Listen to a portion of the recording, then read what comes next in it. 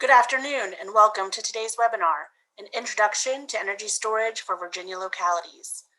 This webinar is being brought to you by the Energy Transition Initiative at the Weldon Cooper Center for Public Service at the University of Virginia, the Virginia Department of Mines, Minerals and Energy, and Diane Consulting. My name is Elizabeth Marshall.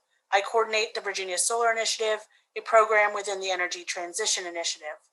Our focus is supporting localities with policy and technical assistance related to the siting of solar and storage facilities. As our presenters will discuss, market conditions and Virginia's policy environment indicate we will see an increased demand for energy storage at all scales, including behind-the-meter applications such as residential and commercial, and in front of the meter such as large and utility scale. Historically, energy storage development of these kinds have been relatively rare and infrequent in Virginia, and the new applications and technologies expected may be unfamiliar to policy, permitting, and inspecting agencies. Our goal for today is to present high-level, introductory, level-setting information for local staff and officials about the energy storage market and policy landscape, and to introduce some of the topics and issues that localities should be aware of and may be starting to think about. Given that this is a 1-hour webinar, we recognize we're not able to cover everything storage related.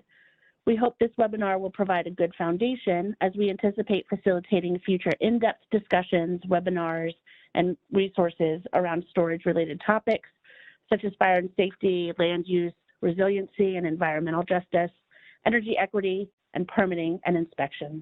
Next slide.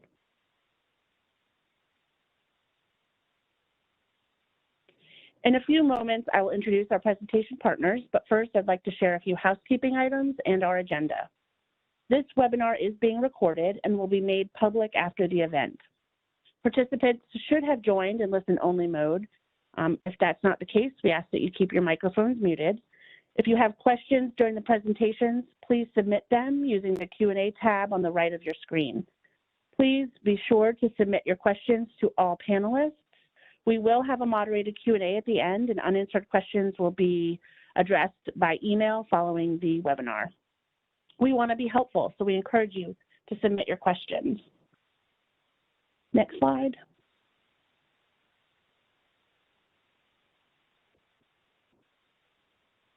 You should see the Q&A panel on the right of your screen. You can click on that arrow or the little triangle to the left of Q&A to open the dialog box, where at the bottom you can type and send your questions. If you don't see the Q&A on the right of your screen, you may access it by clicking on the ellipsis, the 3 dots at the bottom of your screen on your navigation panel, and that will pull up more options where you can select Q&A. Next slide.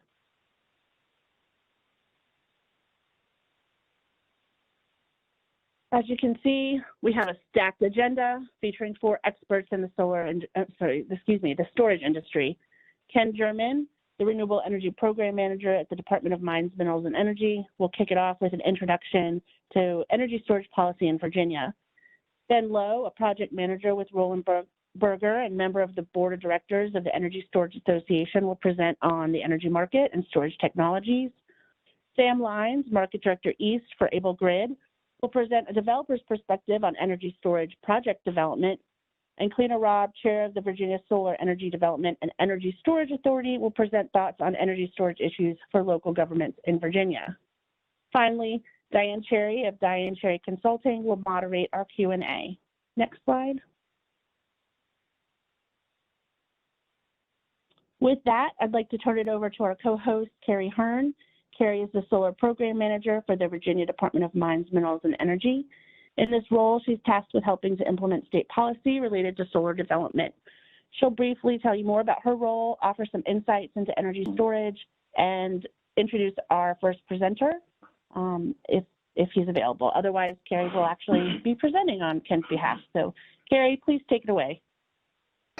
Yes, good afternoon, everyone, and thank you, Elizabeth, for helping to put this together, and for all of you attendees joining us today. It's a great turnout. So my role at DMME is really to support localities in the development of renewable energy and solar energy specifically. And, you know, oftentimes solar and energy storage go hand in hand, as energy storage is a key technology to helping balance out the some of the challenges around the intermittency of solar development. So to capture that energy that's been created when the sun is not shining or in winter months, et cetera. So energy storage is a key tool for meeting our state's clean energy transition goals. And we at the state are really wanting to put on this event and future events and bring other resources, such as through the Soul Smart program, where Elizabeth and I are technical advisors for the state and localities, to bring resources to localities to really help ease this process. And with that, I'm going to introduce Ken German. So you can go to the next slide. Ken is, as Elizabeth said, Renewable Program Manager at DMME, and is quite the expert on this topic and helps staff an authority that has related subject matter expertise on it. So Ken, are you there? I am here. Okay, take it away. All right, thanks, Carrie. Good afternoon, everyone. I was asked to give a brief overview of the state programs and policies developed to help jumpstart the energy storage industry in Virginia. Next slide.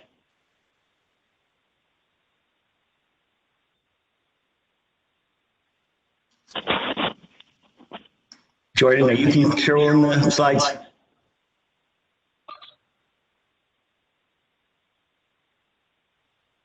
We're seeing the next slide, Ken. Okay, it's a time delay on my part. Okay, before we talk about where it looks like we're going with energy storage, we should probably talk about where we're currently at. There's currently very little storage in Virginia, other than the 2 pump storage hydro facilities that most people know about, Dominion's and Appalachian Power's. And, you know, while APCO and Dominion are very well versed in pump storage, Virginia as a whole is still very much in its infancy when it comes to other types of energy storage. Next slide.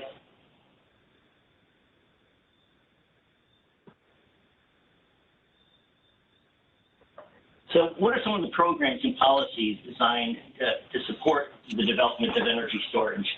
Well, in 2015, we saw the formation of the Virginia Solar Energy Development Authority, or VSEDESA as it was known.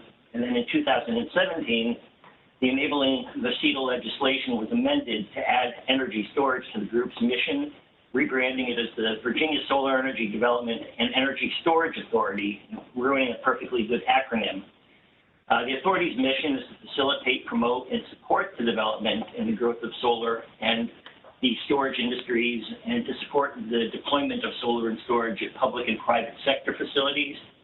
And then this last bullet is kind of unique. Position the Commonwealth as a leader in research, development, commercialization, manufacturing, and deployment of energy storage technology. Note that solar is not even mentioned here. I think this was a recognition by legislators that solar is doing fine for the most part, but storage is going to need a bit of a boost going forward. And I should point out that the authority's 2020 annual report is undergoing review by the governor's office as we speak, and should be released later this month. Next slide.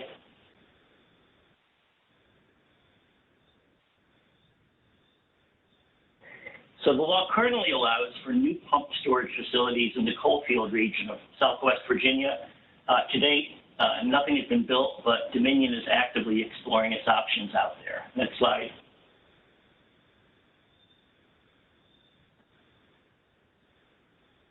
In 2018, the Grid Transformation and Security Act was passed.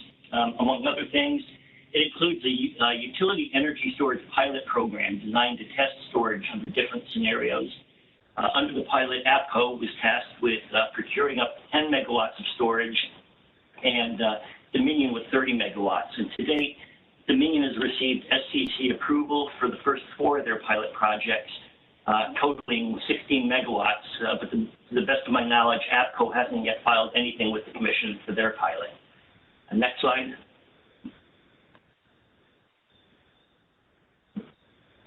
In 2019, the legislators created the Southwest Virginia Energy Research and Development Authority to explore opportunities for new energy development that'll create jobs in the coalfield region, and to position the region as a leader in energy research and development, including in energy storage.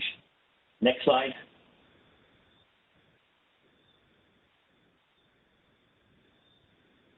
Coming into 2020, House Bill 1183 tasked the State Corporation Commission with convening a bulk energy storage task force to explore the issues listed here. And the task force members are to include municipalities, Virginia Solar Energy Development and Energy Storage Authority, DMME, the Office of Attorney General, and at least one representative each from investor-owned and cooperative utilities, competitive electric service providers, commercial and industrial energy customers, and obviously the energy storage industry themselves. Next slide.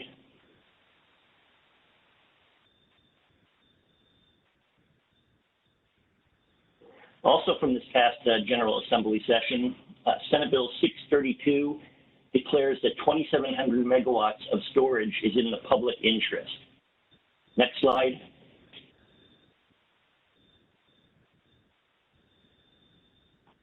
And finally, the big kahuna from the 2020 GA session, the Virginia Clean Economy Act. It's an omnibus bill with the goal of helping Virginia get to 100% carbon-free electricity by 2050. And like Senate Bill 632 in the last slide, it requires Dominion to procure up to 2,700 megawatts of storage by 2035, but it also tasks APCO with procuring up to 400 megawatts of storage of their own. So they wanted me to give a 5-minute high look at state initiatives. So that's kind of where we're at right now. I'd like to thank everyone for attending today, especially those representing local governments, because energy storage is coming to Virginia and it might be coming to your community. And if it does, I hope the remaining presentations will be helpful in your future decision-making regarding these facilities. And at this point, I'm going to go ahead and turn the webinar over to Benjamin Lowe, project manager with Roland Berger, and board member for the Energy Storage Association. Thank you.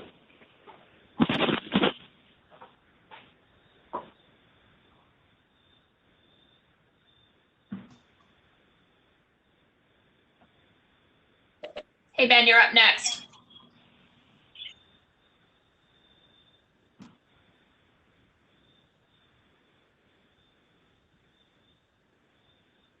Hi, this is Ben. Can you hear me? Yes, we can hear you. Great. Good afternoon, everyone. Ben Lowe at Roland Berger. I'm a member of the board of directors of the Energy Storage Association and a project manager in our energy and utilities practice. A quick overview on Roland Berger, since some of you may not be aware, if we can go to the next page. We're a worldwide management consulting firm with approximately 2,400 consultants around the world. In the United States, we're in 3 offices, Chicago, Detroit, and Boston, with a heavy emphasis on autos, industrial products, chemicals, and energy. And so, I've been doing energy storage analysis and consulting for almost 3 years, having experience both at Duke Energy and then an energy storage startup. If we could go to the next page, please. Great, thank you. So, my role in all of this is to really just paint a broad picture about the storage industry writ large. We'll get a little bit more specific with Sam and the speakers who will follow. But the important thing is, when we think about energy storage, there's really a suite of technologies that, electric grid operators and developers have to choose from. It just so happens that, we're going to be talking a lot about lithium ion, and I'll explain that in a second. But as Ken mentioned earlier, let's not forget about pumped storage, which is a technology that's been around for a while, in addition to more emerging longer duration technologies such as power to gas hydrogen and power to gas methane. Inside there, we also have on the shorter end of the kind of spectrum here, flywheels, and then, between batteries and longer durations, things like thermal storage in terms of ice chilled or thermal salt, as well as compressed air. Just important to think about, kind of the broader suite of storage solutions, even though I know a lot of the action has been around lithium ion. And if we go to the next page. And so, the very reason why, the very reason why we talk about lithium ion, it's really an electric vehicle story. You've had a lot of battery OEMs, build and kind of commit to build capacity over time to really satisfy the needs for EVs. And so, as you can see here, with ESS at the top, it's obviously just a very small part of this story, but in the sense that, when we talk about storage on the grid, when we talk about lithium ion on the grid, the industry and technologies used is really a lagging kind of indicator, using what's been made and kind of, built for the EV industry. Next page.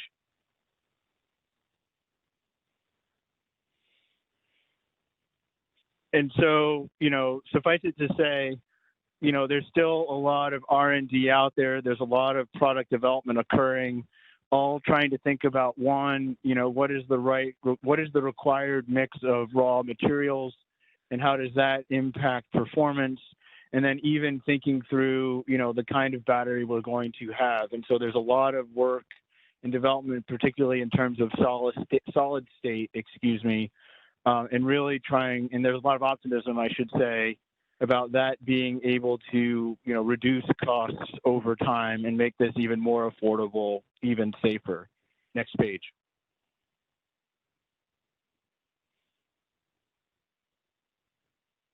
And so really what we have obviously is a growing market, even in the face of COVID. I think that we're very bullish and optimistic about deployments over time. This is the latest GTM summary. And then if we go to the next page, you can see longer term, just, how much we're looking at in terms of capacity and by use case and in regions. And obviously we expect the PJM region, especially Virginia, to be leading the way there, especially given the recent target. Next page.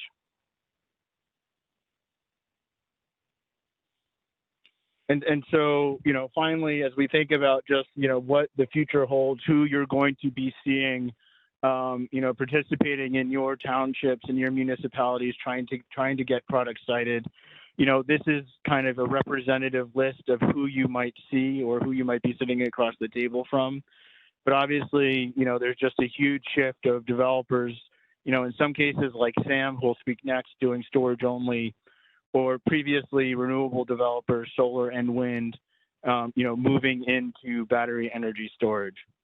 And so I know that we've gone through this quickly. I know that there was a lot of material in what we reviewed. I'm always happy to answer questions via email if you want to follow up, but also want to make sure we satisfy the time requirements. So Sam, just want to toss it over to you. Thank you. Great. Thank you, Ben. So we can go to our first slide here. My name is Sam Lyons. I manage the market strategy and product development for AbleGrid's operations and development in the Eastern markets. Battery storage is cropping up all over the place now. It sort of started in California. That was one of the early places to go in at a large scale. And so there's some places out west. Texas is a hot market right now as well.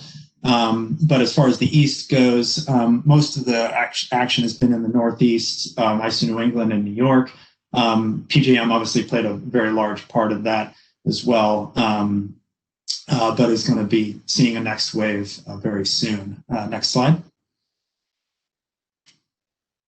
So AbleGrid is a battery storage developer. We only do battery storage projects. Many of us came from the renewables space doing wind and solar projects as well as other battery projects in previous roles, but that's really all we do. These batteries can be contracted with a variety of parties or just operating wholesale on the grid. and can be used for a variety of different purposes that I'll get into. Next slide.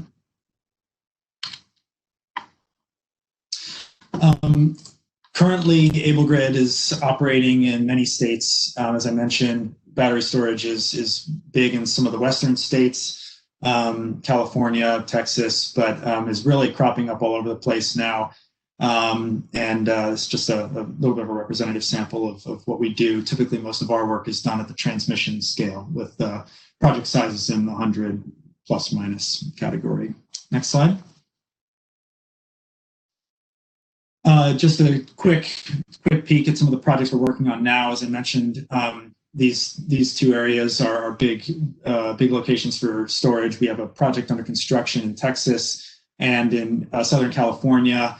I'll give you a brief peek into those just so folks get a sense of what these projects can sort of look like and accomplish. Next slide.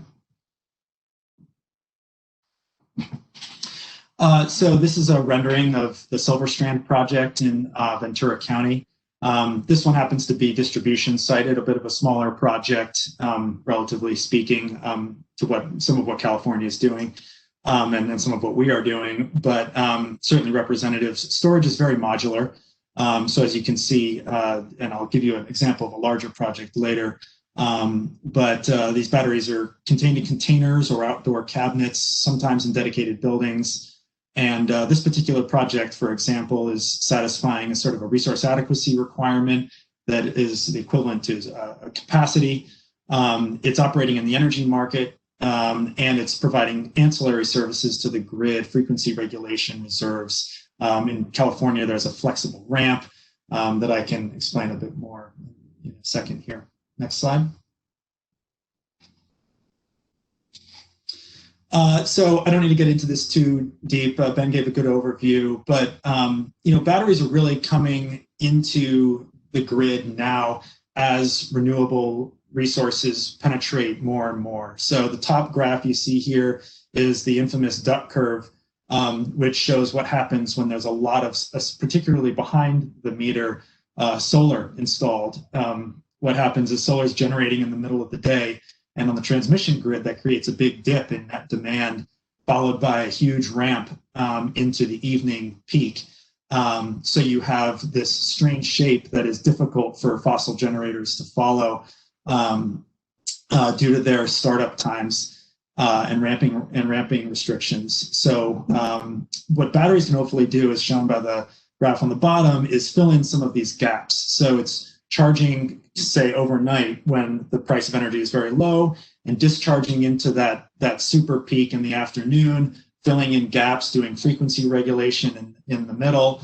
It can be used for a variety of things, but this is sort of one example at a grid scale, what it can be used for as renewables come on that are intermittent, non-dispatchable, and not necessarily occurring at the time you want them to in many cases. So right now, as Ben mentioned, lithium ion is the dominant technology, but there's a lot of other technologies that may particularly satisfy longer duration requirements that are in development and where pilot projects are ongoing. Next slide.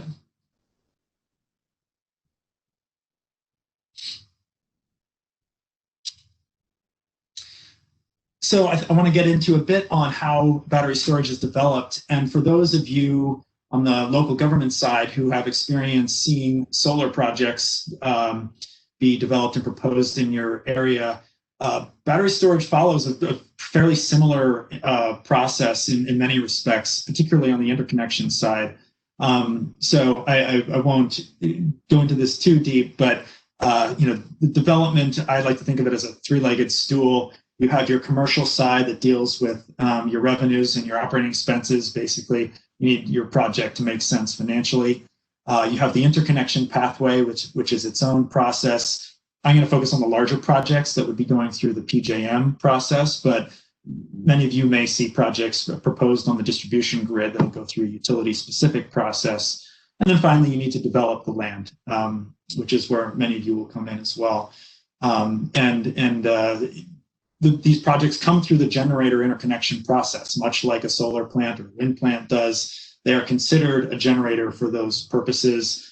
There are some scenarios under which that may change in the future, but right now this is predominantly what you'll see. And we can go to the next slide. So on the commercial side, the driver for a lot of the activity in Virginia right now, as Ben mentioned and Ken mentioned, is the procurement mechanism that the recent Clean Economy Act has enabled. So that will likely result in what are called tolling agreements through Dominion, APCO, and then also projects can happen with co-ops and municipalities as well. Projects are also going to be active in the PJM market, doing energy ancillary services and participating in the capacity market. So that's sort of taking care of the revenue side of these projects. And then developers also have a good sense of what these projects are going to cost and the operating expenses. As Ben mentioned, the supply chain currently is fairly well advanced because of how the batteries have been used in electric vehicles and developed for electric vehicles. And then on the operating side, these projects are going to have long-term services agreements with the technology vendors. Think Tesla, Fluence, which is a Siemens and AES JV, other large integrators, as they're known, are going to be providing long-term, say, 20-year agreements to maintain these systems and make sure they're operated safely and effectively.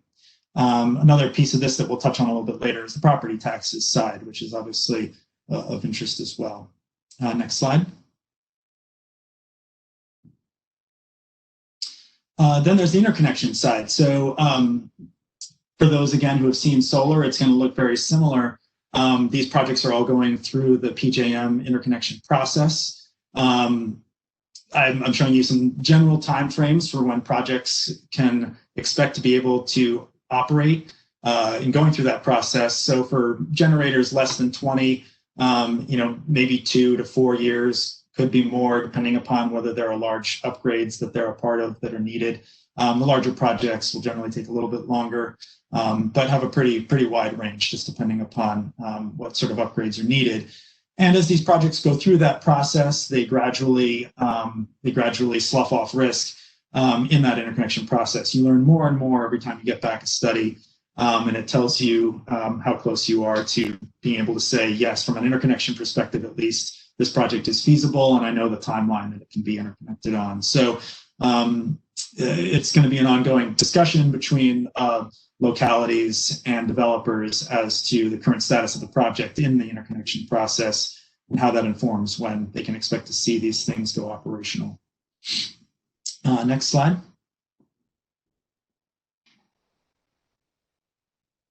And then finally, the land development side. Again, very similar to solar and wind. You need to have site control. You're going to need to do all your standard environmental diligence, and you're going to need to get the land permitted for the use here. I think the big difference with storage is it's generally going to be, or it could be located in some locations that are a bit different than where folks are used to seeing renewable generators. The land requirements are significantly less than solar and wind. So you're more likely to see these in denser locations. I will say some storage projects are co-located with renewables. You'll see a large solar plant that's under development that is also developing a battery storage component. So some of them may be integrated with the renewables. Others, as in the case of the projects we develop, are going to be located standalone on the grid on their own. Could, again, still be located out in some of these rural areas, but are also more likely to be located closer to load, maybe even on industrial land, but it's going to vary widely, I would imagine. Next slide. So what do they look like? This is a rendering of a project that AbleGrid is developing in the Northeast. This project itself is about 5 acres. And the way to think about the sizing of these projects is it's for wind and solar, it's sort of one-dimensional. There's a capacity. For storage, it's two-dimensional. There's a capacity and there's a duration. So both of those questions are going to be important to know to determine how much space is needed. But generally, as I mentioned, storage is very modular. You have a bunch of outdoor cabinets or containers. Maybe it's a dedicated building, but the industry is moving more towards the cabinet design, and I'll show you a little closer what that looks like soon. And they're simply arranged in series, as many as you need to fill out your desired duration and capacity, and interconnected into either a substation that you build on your own site. Most of these projects will build at the very least a project substation to step up the voltage to the grid voltage that you wish to interconnect that. Some of them may also be building a new substation that would be owned by a Dominion or an APCO if they're not interconnecting at an existing utility substation itself. So you might see them right next to substations that are already being operated by the utilities. You may see them just in the middle of a transmission line as well. And again, just to get to the form factor and the land use requirements, it's going to vary widely, but at a similar CapEx, it could use up to 100 times less land than a comparable solar project. So I think this is really an interesting, different kind of analysis for some of the localities in terms of the density of investment that's being made, and something that could be certainly quite attractive. These plants don't generally really make much noise. The transformer is generally going to make noise that a transformer makes, a sort of a low hum. There are HVAC units on each of these cabinets. Some of them might be air cooled, some of them may be liquid cooled going forward, but noise is going to be very sort of de minimis in general. We can go to the next slide. So talking a bit about what they look like, the top view is part of that same rendering of what that particular design looks like. These outdoor cabinets cannot be accessed by a person sort of inside. They are opened from the outside, and the batteries are right there. And then you have an inverter placed right next to it. This particular design is actually liquid cooled, but some may also have HVAC units on the outside as well. The second picture, the next two pictures are not ours, just examples of other ones you can find on the web. But there could be shipping container-based batteries that are actually able to be entered by a human being. And then there can be dedicated buildings as well that look kind of like a data center or a distribution center, but more likely a data center, except instead of servers, you have batteries. Again, they all have project substations, except those at the distribution level that won't have that sort of substation-y looking thing, as I showed you on the larger rendering. And as I mentioned, and then just in terms of height, generally the cabinets are going to be quite low, 8 feet. The substation will have some taller structures as you bring your wires up to the transmission lines or into the substations. And then you're going to have buildings themselves would be a bit taller if those are being proposed. The industry, as I mentioned, is generally moving towards cabinets, the first design, but it could be any of the above if it is a battery project. Next slide. Hi, Sam. We've got about a minute. A minute between each one. Sure, and that's fine. I think I just wanted to touch on safety very briefly. This requires its own webinar, basically, but there is a national standard for safety that governs the design of these systems. There's also a UL standard that governs the safety of modules themselves. I'm not an expert on it, won't talk too much to it. I know it's going to be a conversation that localities will want to have, and something that certainly many of the developers and the vendors more specifically will be able to talk to their adherence to this national NFPA standard that's been developed in the industry.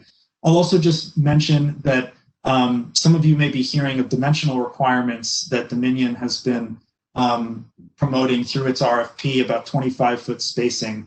That is their own desire, their own requirement that they're instituting. It is not part of the national standard. As you could probably tell from the previous rendering, not something that is typically designed into these projects, and not, according to the national standards, necessary for these systems to be operated safely, but certainly something that Dominion is looking at on their own.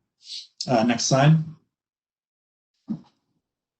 And then I think the last couple of things just to touch on briefly are the use of the site or the use permitting of the site. Again, I'm not a land use lawyer, and every zoning district, every locality is going to have its own process for doing this. Some of these, again, may be on industrial land, some maybe not require rezoning or conditional use permits. And I'll just touch again upon the tax density. The land density of this on a CapEx basis is really attractive. There are some ongoing conversations about how to better integrate battery storage into sort of the current tax regime. So I won't comment too much on that, but the opportunity is really, really great. Next slide, I think, is my last one. And is just, I think, a general Q&A slide. And simply operations. So I'll end just these battery projects are likely to be operated for anywhere between 10 and 30 years. It's probably going to be at the longer end. The batteries degrade, and so they'll be replaced periodically, but generally very low activity on site, light maintenance occurring most of the time, and occasionally heavy equipment to replace some of the batteries that have been degraded over time through these long-term contracts. And that's all I've got, and I can turn it over to Cleona. Thanks so much, Sam. Yeah, let me pause on this slide for a moment just to give you 6 takeaways that I think our audience should get from this from my presentation. The first is that the bulk energy storage task force that Ken mentioned at the outset, that does include among its stakeholders municipalities. So when that gets up and running, that should be of interest to members of our audience. As Sam just mentioned, there are open tax issues that will also be of great interest to our audience. The third takeaway is you've got this open rulemaking proceeding at the commission, at the State Corporation Commission, that mostly involves permitting and procurement issues, but it will also address how fast the rollout will be to meet the energy storage, the ambitious energy storage targets. So the pace of the rollout will be of interest to localities. Fourth takeaway is there are different perspectives on these issues. So when you're getting information from various parties, consider the source. And the 2 biggest divides, I would say, are the utility perspective and the third-party developer perspective. There's various bills that, depending on who you're talking to, in the General Assembly last year said third-party developers should be up to 35% of the energy storage that gets developed, or others would tell you that no, that's a floor, not a ceiling. So, and Sam also mentioned, the spacing requirements. Dominion's got a 25-foot spacing that's, the national standards are different than that, and the way it's been built out in other states is different than that. So when you're getting information on storage, consider the source, because different parties have different perspectives. Fourth takeaway that I think everybody agrees in terms of whether you're a utility developer or a third-party developer, that storage is the easy type of major energy infrastructure that a locality is going to face. So keep that in mind when you're looking at storage projects. And then the 6th takeaway goes back to Ken's presentation at the beginning. You have this Virginia Solar Energy Development and Energy Storage Authority. It's got several folks that do energy storage on it. So consider that a resource. Ken heads that up, so you can always direct questions about storage to Ken. I serve as chair. I'm happy to be a resource. And then members of the authority themselves could be considered resources. So keep that in mind. And as Ken mentioned, our 2020 report is under review by the Governor's Administration. We hope to get that out to everybody shortly. So next slide.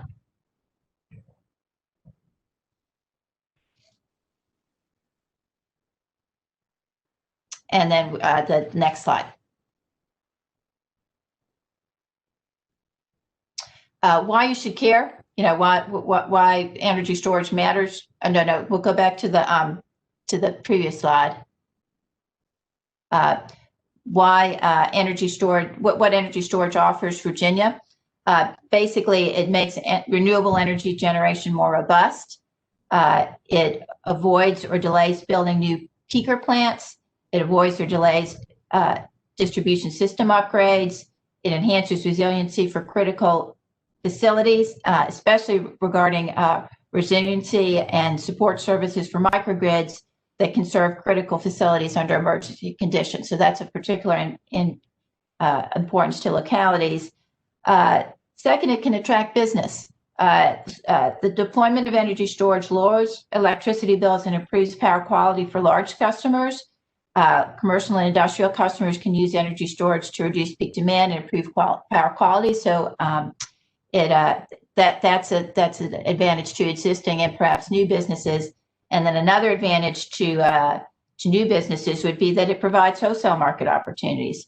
So the regional grid is run by PJM, and PJM has had some, and FERC, our Federal Regulatory Energy Commission, have had some recent developments that create help create a market both for standalone merchant storage projects and for other projects. So those regulatory developments all point towards greater development of energy storage in Virginia. Next slide. And we are out in front. This is unusual for Virginia to be out in front in terms of renewable energy and energy storage. That is, it was unusual until this year's 2020 General Assembly session. So we are way out in front in terms of trying to get energy storage on the ground in Virginia. Next slide.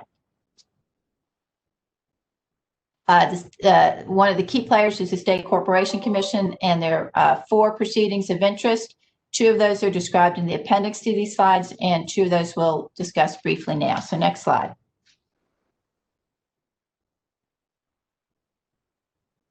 There's the energy storage rulemaking. Those regulations will come out at the end of the year. So I would recommend those to your attention to get different perspectives and to see where the commission comes down on resolving some disputes between utilities and third-party developers. Next slide.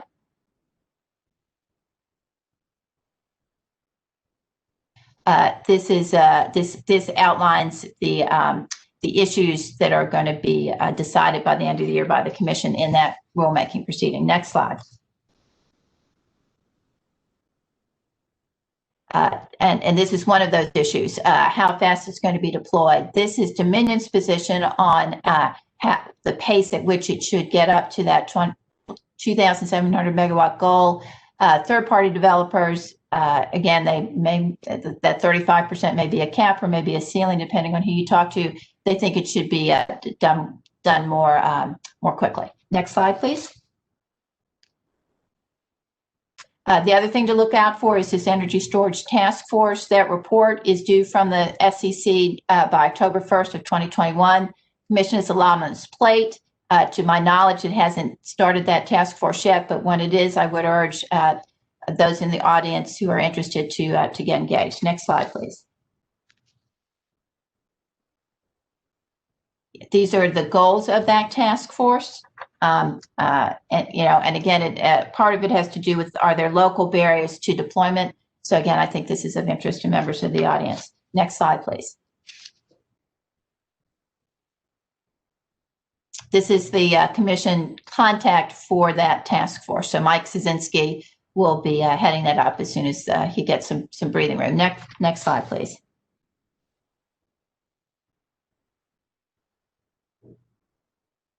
Outstanding energy storage issues, just to sum up the challenges, are getting standard guidance for local permitting. And again, we've got that issue about utility RFPs diverging from what the national codes are. Then some possible solutions are having existing codes and standards inform local permitting practice. And then maybe some Virginia agencies can promulgate model codes for local adoption. Next slide, please.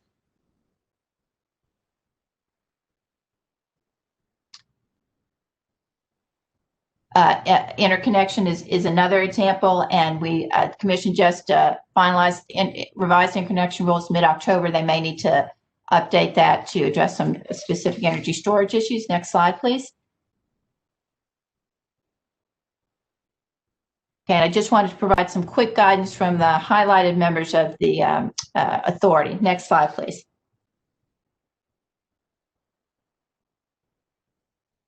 Okay, these are the folks that have provided input for the audience. Next slide, please. And we're going to address 5 benefits and 1 area of caution. Next slide, please. So the first benefit that you get from energy storage is environmental. Again, it's a lower impact and major energy infrastructure that's going up in your locality. So overall, it's much better for community health and aesthetics than a non-wires alternative like substation upgrades and transmission lines. Next slide, please. It also provides a benefit to the power grid. It makes it work more efficiently and cost effectively, and that helps people save money on their electric bills as well. Next slide, please. The third benefit, and Sam touched on this, is taxes or other financial benefits to the community. And there's an active conversation now about how tax treatment for storage should be treated in Virginia. Next slide, please. This is information provided by Dominion on 2 issues as to how energy storage should be treated.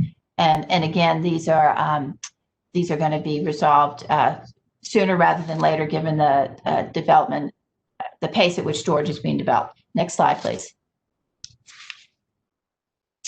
Fourth benefit is electrical. They provide storage provides better grid reliance, better power quality, and backup power for features such as microgrids. And that can help make communities more attractive to businesses thinking about locating there. Next slide, please.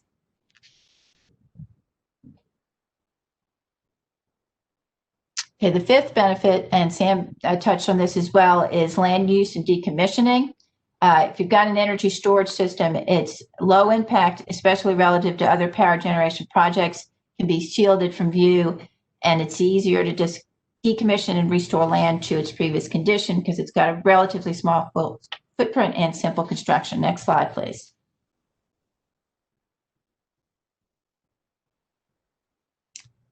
The other, Colleen Lucan from the authority said the basic characteristics of energy storage help you with in terms of the local permitting process. Doesn't have direct emissions, doesn't have water use, limited land disturbance, low noise. Sam talked about that. And then often grid scale installations, the bigger ones, can be placed at substations with available space, and those are found in all types of zones. Next slide, please.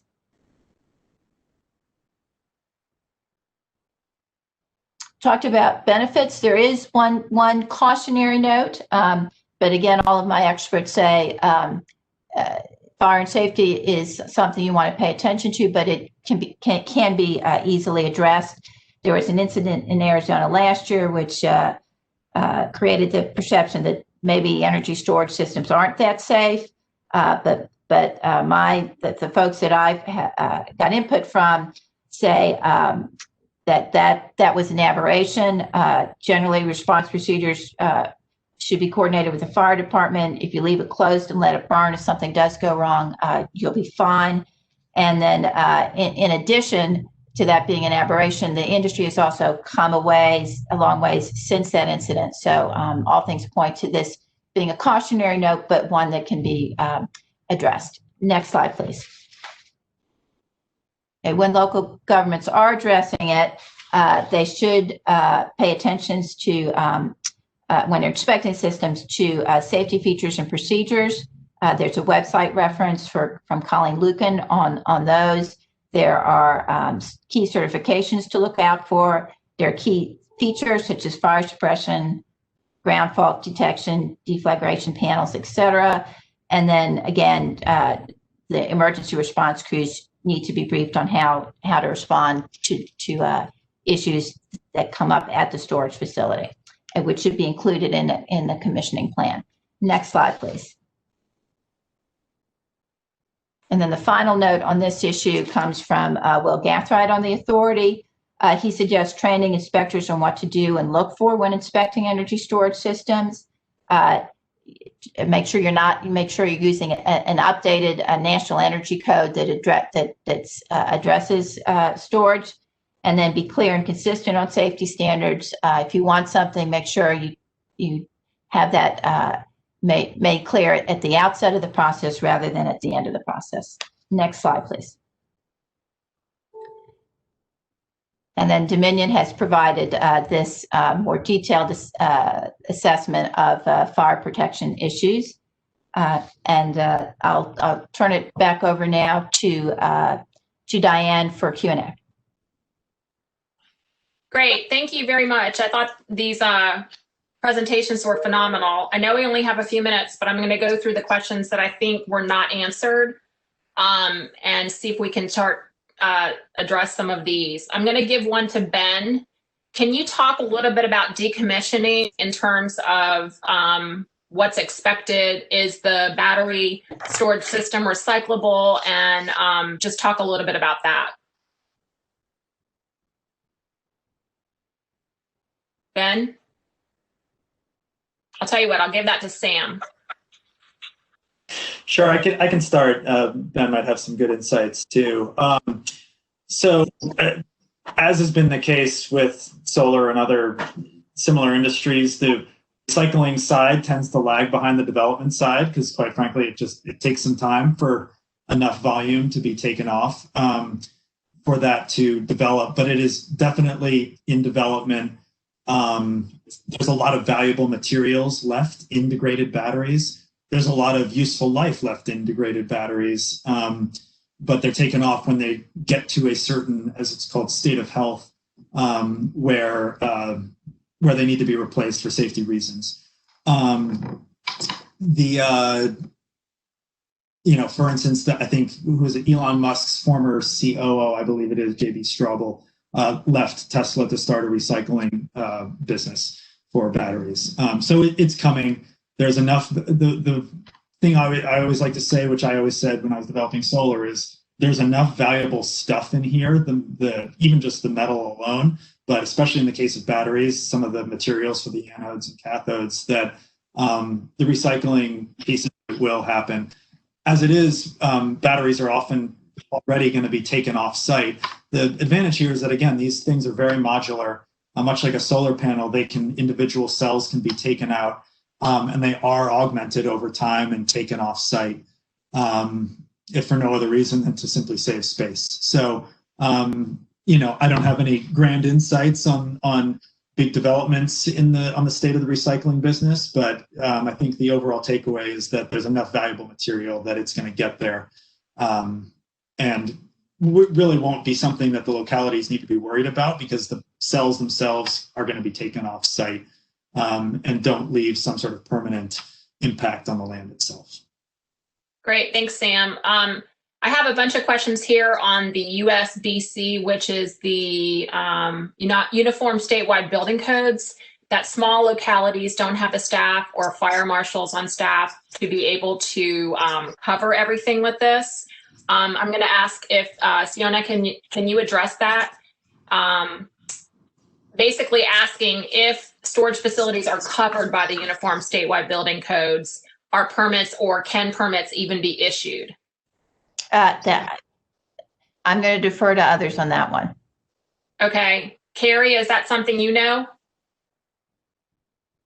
I think that's a question that we'll have to make note of and follow up on. And okay. Yeah, thank you. I'm getting some questions here on issues of local taxation and how and when that will be accommodated and or settled. Maybe Siona, you have that one?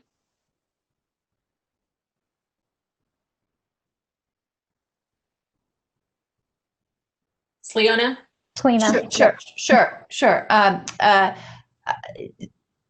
We don't know is the short answer. When I was preparing this seminar, I got tons of input from authority members. And when we touched on the tax issue, they said it's still up for debate. I know that in some cases it's involved by guidance from the General Assembly. I also know we've got a really short session this year. So that may be something that gets thrown to the State Corporation Commission Task Force, where anything that comes out of that would be a recommendation, of course, not a mandate. But so I would look to that as the likely source for, I guess, a statewide take on that. Okay, great. I also have another one for Sam. Is AbleGrid also deploying building solutions versus containers to optimize space? Yeah, no, it's a good question. The space issue isn't as much of a concern in a place like Virginia. You're starting to see some creative approaches to use of space in really congested areas like, you know, New York City, or even just the Northeast in general, where land is fairly hard to come by, particularly in places where there could be really strong market signals, like in New York City itself, in the wholesale market down there. I wouldn't necessarily say that a building-based solution is the most space-effective solution. I think the cabinet solution is actually quite dense.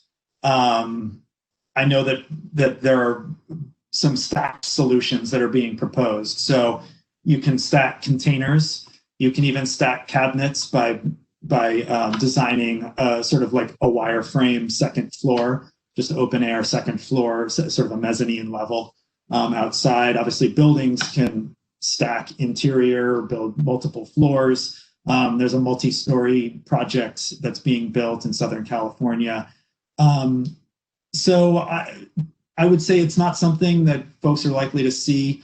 There certainly may be situations where local towns, counties could see proposals for a multi-story battery plant.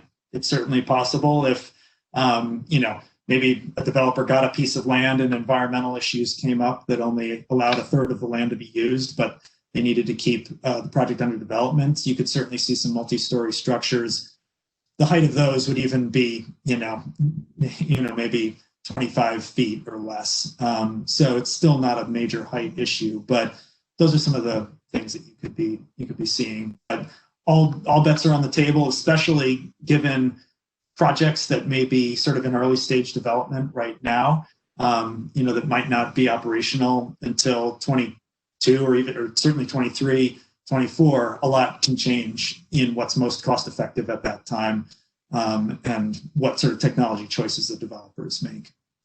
Thanks, Sam. I'm not going to be able to get to any more questions, but I'm going to turn it back to Elizabeth, but I will make sure that we get answers to the rest of those that I didn't answer. Thanks, Diane. Next screen. If you go back one, please. I will be emailing out the slides, a link to this webinar, and a post-event survey. I've also included here some links to resources that may be of interest to you. I'll include those in the email as well. Next slide.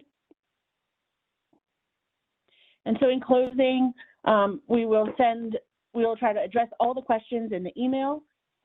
Please keep in touch. Let us know how we can support you. If you have questions, feel free to send them along. You can send them to me, to Ken, to Kleena. We're here to help you and to provide as much technical assistance and guidance as possible.